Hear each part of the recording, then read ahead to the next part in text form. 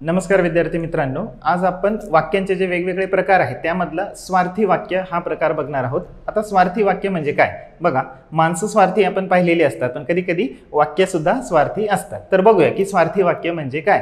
तर स्वार्थी वाक्य म्हणजे काय की ज्या वाक्यावरनं फक्त काळाचा बोध होतो, ज्या वाक्यावरनं काळाचा बोध होतो अशा वाक्याला काय म्हणतात तर स्वार्थी वाक्य म्हणतात। त्याच्यातनं आपल्याला दुसरं काहीही कळत नाही। जसं की बघा, उदाहरण बघा, राजू गावाला गेला।